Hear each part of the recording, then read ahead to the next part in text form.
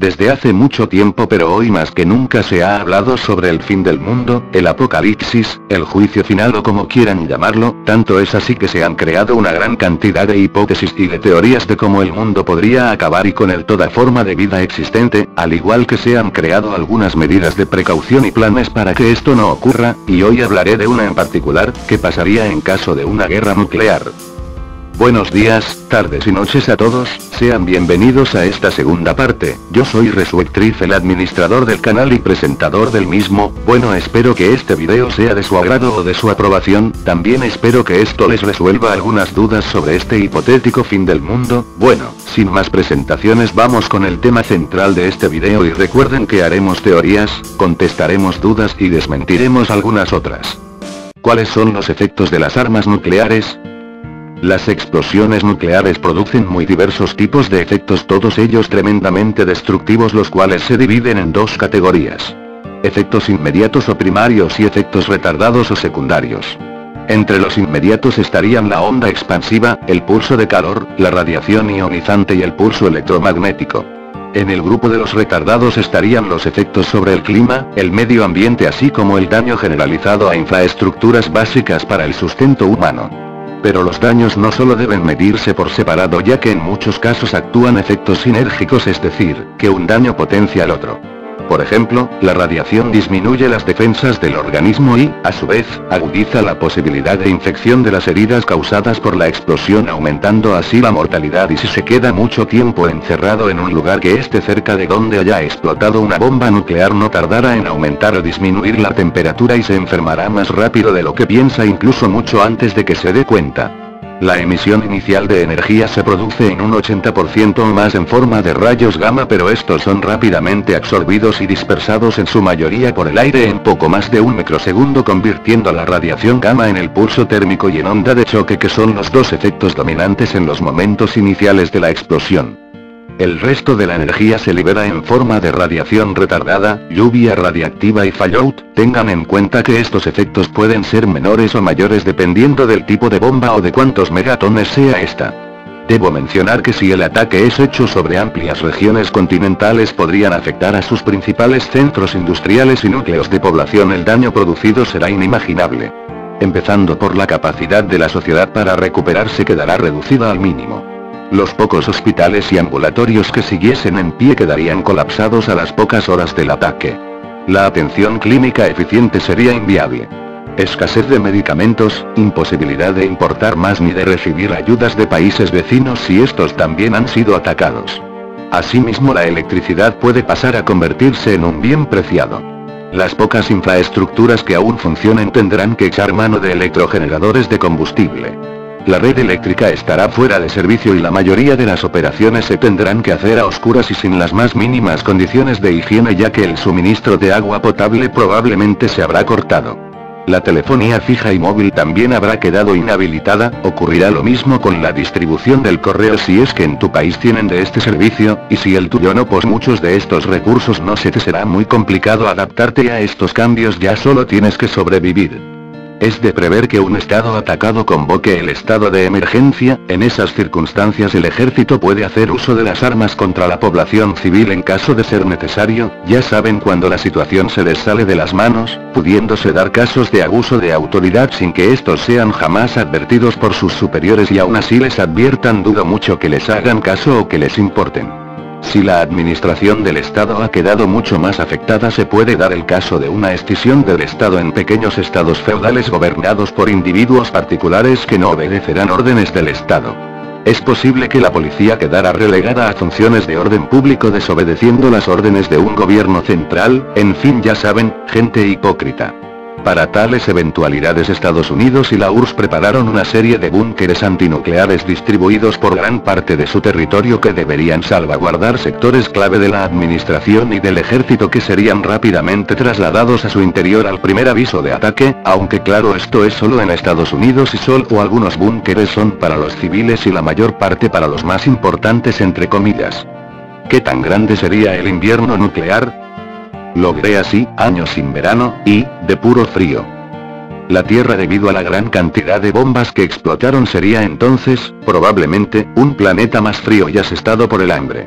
La agricultura se vería seriamente afectada, especialmente en zonas propensas a las heladas al final de la primavera o comienzo del otoño. Podrían darse, y durar varios años, casos parecidos a las pérdidas de las cosechas y el hambre que siguieron a la erupción del volcán Tambora de 1815. Este volcán indonesio provocó un año sin verano, hambre e intranquilidad. Estos cambios también alterarían la circulación atmosférica, reduciendo las precipitaciones en un 10% de 1 a 4 años, explicaron los científicos. Incluso después de 7 años, la media global de precipitaciones sería un 5% más baja que antes del conflicto, según el estudio. Además, el investigador Michael Mills, del Centro Nacional de Investigación Atmosférica de Colorado, descubrió una disminución de la capa de ozono, lo que provoca que las radiaciones ultravioletas alcancen la superficie de la Tierra y dañen el medio ambiente y la población. ¿Cuáles serían las estrategias tomadas por el gobierno frente a este conflicto armado? La estrategia de las armas nucleares o destrucción mutua asegurada es el conjunto de conceptos o de ideas, bien para evitar la utilización de este tipo de armas, o bien para obtener una hipotética ventaja en caso de una guerra nuclear y alcanzar beneficios políticos o militares mediante la utilización de armas nucleares. Frente a la idea generalizada, compartida por el público y por numerosos especialistas, de que la única guerra nuclear posible es la guerra nuclear total y que esta implicaría el fin del mundo, los estados mayores de las principales potencias nucleares, teorizan con diferentes estrategias para vencer en un conflicto de estas características. También hay una estrategia que se ha usado hasta ahora llamada la disuasión nuclear, el cual es el eje sobre el que gira la estrategia general de las armas nucleares. La estrategia de la disuasión nuclear podría definirse como aquella que pretende renunciar a la guerra nuclear y hacer imposible esta. Se basa en que un número limitado de armas nucleares puede originar daños intolerables capaces de disuadir a un agresor potencial. Realmente la disuasión nuclear ha funcionado hasta nuestros días, ya que ninguna potencia se ha atrevido a utilizar su arsenal nuclear contra otra, temiendo una respuesta nuclear que causaría daños realmente graves y que no compensarían el ataque, o que bien no obtenga nada a cambio aún así no reciba un ataque de respuesta. ¿Qué tan real es una tercera guerra nuclear? Bueno, este es un escenario estudiado desde un punto de vista científico y militar como objeto de simulaciones y juegos de guerra, sí, videojuegos y películas. El conflicto y sus consecuencias son temas recurrentes en medios artísticos y cultura popular. No sé con qué armas se librará la tercera guerra mundial, pero en la cuarta guerra mundial usarán palos y piedras, esa frase la dijo Albert Einstein, y tiene razón en gran parte, ya que una tercera guerra mundial podría dejar devastado a todo el mundo. Cabe mencionar también que a pesar de que esta guerra ocurra, no todos los escenarios para la tercera guerra mundial han empezado con el uso de armas nucleares o podrían ocurrir con armas de este tipo. Por ejemplo, la Operación Drop Shot, un plan estadounidense ya desclasificado de 1947, asumió un largo periodo de guerra convencional entre la OTAN y la Unión de Repúblicas Socialistas Soviéticas, URSS, antes de que cualquier lado empleara armas nucleares. El escenario básico de la planificación OTAN asumía que habría un ataque soviético en la Alemania Occidental, donde solo emplearían armas nucleares tácticas si las fuerzas de la OTAN estaban perdiendo. En la mayoría de los juegos de guerra, las fuerzas de la OTAN tuvieron muchísimas dificultades al defender a Alemania Occidental y fueron los primeros en usar armas nucleares, sin mencionar que recordemos que hay una teoría la cual asume que ningún país, en caso de desatarse una guerra, serían tan irracionales y tontos para usar armas tan devastadoras y peligrosas que podrían incluso acabar con ellos mismos. Aunque aquí les dejo una pequeña lista de acontecimientos después de la Segunda Guerra Mundial que casi ocasionan la Tercera Guerra Mundial, ya sea nuclear o no. 26 de julio de 1956, marzo de 1957, Guerra del Sinaí. El conflicto vio a Egipto enfrentado con una alianza de la Cuarta República Francesa, el Reino Unido, e Israel. La URSS amenazó con intervenir en favor de Egipto, haciendo que Estados Unidos temiera una guerra general y convenciera al Reino Unido y a Francia de retirarse. 24 de octubre de 1973, mientras la guerra de Yom Kippur llegaba a su final, una amenaza soviética de una intervención en favor de Egipto hizo que el gobierno en Washington se pusiera en DEFCON 3. Además de los incidentes ya mencionados, hubo otros dos momentos durante la Guerra Fría que podrían haber empezado la Guerra Mundial. Sin embargo, generalmente no son incluidos porque no eran de la competencia Estados Unidos, URSS, sino de los eventos después de la ruptura sino-soviética de 1960. Otros ejemplos de este tipo serían: Marzo de 1969, los choques fronterizos empezaron sobre la isla Zembao en el río Ussuri. En total los rusos sufrieron alrededor de 90 bajas, con 800 en el lado chino. En ese momento había casi 1.500.000 soldados en la frontera. Febrero-marzo de 2013, tras sanciones impuestas por la ONU, Corea del Norte se muestra desafiante ante el mundo lanzando una bomba atómica subterránea y amenazando con ataques a sus enemigos como Corea del Sur y Estados Unidos. Ante las amenazas, estas naciones empiezan a prepararse militarmente por lo preocupante de la situación. Durante el mes de marzo, la tensión aumentó considerablemente, llegando Corea del Norte a declarar el estado de guerra con Corea del Sur. Sin embargo, en junio, ante el desborde de la crisis, las partes deciden reiniciar las relaciones diplomáticas, aunque la tensión sigue en cierta forma vigente. Tal es el temor de una tercera guerra mundial que ya hay un protocolo a seguir en caso de esta como el de Estados Unidos. Esta operación se llama el Plan Operacional, o Plan 1000 fue el plan básico para las primeras horas o los primeros días de una emergencia nacional como la Tercera Guerra Mundial. Partes no clasificadas incluyeron el aterrizaje obligatorio de todo avión civil y el control de los sistemas de navegación. En los años 1950 y 60, esto incluía a CONELRAD, Control of Electromagnetic Radiation, en el cual todas las estaciones de radio transmitiendo en el país funcionarían con energía baja de 2 frecuencias, para prevenir que los bombarderos rusos las usaran para navegar. Algunas partes de Plan 1000 fueron implementadas durante los atentados del 11 de septiembre de 2001. La respuesta nuclear fue descrita en varios planes operacionales integrados únicos, SIOPs, entre 1960 y la actualidad. Algunas fuentes también dicen que la red de carreteras interestatales fue diseñada para tener varios tramos muy planos y muy rectos, para servir como pistas de emergencia para bombarderos nucleares. Sin embargo, el Departamento de Transporte siempre ha negado que la red fuera construida teniendo eso en cuenta. No obstante, países como Finlandia y Taiwán sí han hecho eso. Las primeras autopistas, Autobahnen, como las construyó Alemania, fueron construidas así para el uso durante la Segunda Guerra Mundial. ¿Sería el fin de la humanidad definitivamente? Sí, la predicción de los acontecimientos futuros se conoce como estudios de futuro. Los estudios de futuro son una herramienta para paliar o evitar los posibles peligros a los que nos pudiéramos enfrentar.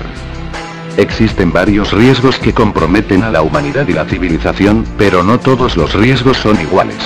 Los riesgos se pueden categorizar generalmente en 6 tipos basados en el alcance del riesgo, personal, regional, global, y la intensidad del riesgo, soportable o terminal. Esta tabla proporciona algunos ejemplos de riesgos. Escala. Soportables. Terminales. Mundial. Atenuación de la capa de ozono. Fin de la civilización. Regional. Recesión económica. Genocidio. Personal. Robo o destrucción de bienes. Enfermedad terminal. Los riesgos en esta lista se asocian con aquellos contenidos en las categorías global terminal. Este tipo de riesgos son aquellos donde un acontecimiento adverso aniquilaría a la vida inteligente en la Tierra, o acortaría permanente y drásticamente su potencial. Es un riesgo donde la humanidad en su totalidad sería diezmada o tendría consecuencias adversas para el curso de la civilización humana. Los panoramas futuros. Existen muchos escenarios que se ha sugerido podrían suceder en el futuro. Algunos seguramente sucederán y casi ciertamente terminarán con la humanidad, pero estos tendrán lugar en un plazo muy largo. Otros tienen probabilidad de suceder en un plazo más corto, no obstante, no es seguro que destruirán por completo a la civilización. Otros siguen siendo extremadamente inverosímiles, y pueden incluso ser imposibles. Algunos de los peligros previstos que se han excluido de la lista de accidentes en los argumentos que parecen demasiado poco probables para causar un desastre terminal a nivel global son llamaradas solares, supernovas, explosiones o fusiones de agujeros negros, explosiones de rayos gamma, implosiones del centro de la galaxia, supervolcanes, pérdida de biodiversidad, acumulación de la contaminación atmosférica, pérdida gradual de la fertilidad humana, y varios panoramas religiosos sobre el día final. Humanidad. La amenaza más grande para la humanidad viene probablemente de la humanidad en sí misma. Otra categoría de desastres son las consecuencias no previstas de la tecnología. Se ha sugerido que las computadoras que aprenden toman acciones imprevistas o que los robots competirían contra la humanidad. La biotecnología podría conducir a la creación de una epidemia, y la nanotecnología podría conducir al Wobis. En ambos casos, ya sea deliberadamente o por accidente. También se ha sugerido que los científicos físicos pudieran crear accidentalmente un dispositivo que podría destruir la Tierra y al sistema solar. En la teoría de cuerdas, hay algunas variables desconocidas. Si estas resultan tener un valor desafortunado, el universo podría ser inestable y ser alterado completamente, destruyendo todo dentro de él, ya sea por azar o por algún experimento accidental. Esto es llamado por algunos como el colapso de vacío quantum. Otra clase de accidente es la transición tipo de hielo, 9, en la cual nuestro planeta incluyendo a todo en él se convertiría en un planeta de materia extraña en una reacción en cadena. Se ha sugerido que el calentamiento global podría causar que el clima en la Tierra se hiciera como en Venus, lo que la haría inhabitable. En predicciones menos extremas esto podría causar el final de la civilización tal como la conocemos.